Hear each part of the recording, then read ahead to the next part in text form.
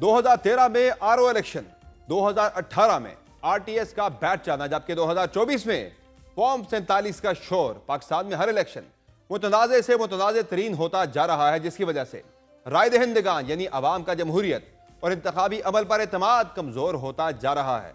मुतनाज़े election के नतीजे में कायम होने वाली हुकूमत को अपनी लेजिटिमेसी यानी जवाजियत का चैलेंज दरपेश रहता है। इक़्तिदार से महरूम की जाने वाली जमात सड़कें गर्म रखती है, जिससे सियासी इस्तेकाम नापैद रहता है, जो किसी भी जमहूरी मुल्क की मुआशी तरक्की के लिए इंतहाई जरूरी समझा जाता है। आज से 1 साल पहले होने वाले आम इंतखाबात पाकिस्तानी तारीख के मुतनाज़े तरीन इंतखाबात में से एक समझे जाते हैं।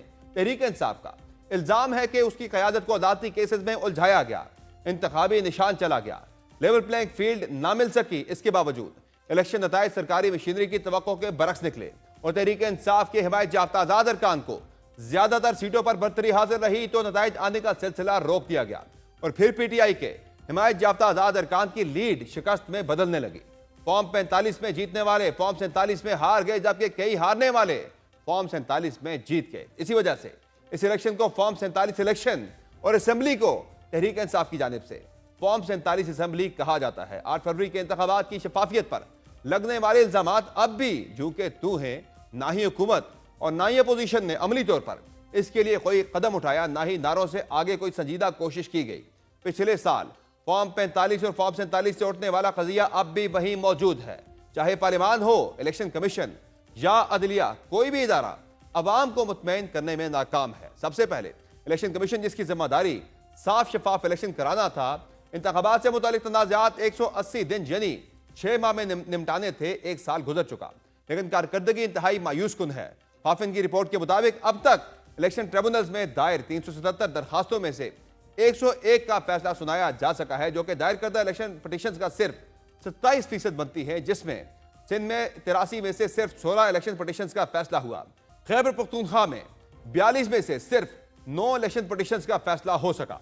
पंजाब में 191 इलेक्शन दरखास्तों में से सिर्फ 35 का फैसला हुआ, जबकि बलोचिस्तान में 51 इंतखाबी उज़रदारियों में से 41 का फैसला हो सका है। इस्लामाबाद में 3 में से 1 का भी फैसला नहीं हो सका।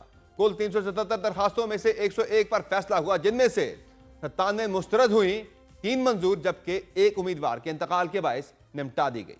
दूसरी जानिब तहरीक इंसाफ ने भी इलेक्शन धांधली के केसेस को कानूनी तौर पर लड़ने के बजाय सोशल मीडिया पर कंपेन ज्यादा चलाने पर जोर दिया। इसकी वाज़ेह मिसाल आईनी बेंच के सामने 8 फरवरी के इलेक्शन पर इमरान खान की दरखास्त 2 बार मुकर्रर हुई, लेकिन दोनों बार उनके वकील Hamid Khan registrar supreme court के एतराजात दूर करने में नाकाम रहे। साथ ही कमाल यह भी हुआ कि तहरीक इंसाफ की हुकूमत से होने वाले मुज़ाकरात में भी इलेक्शन में धांधली को मरकजी नुक्ता नहीं बनाया गया।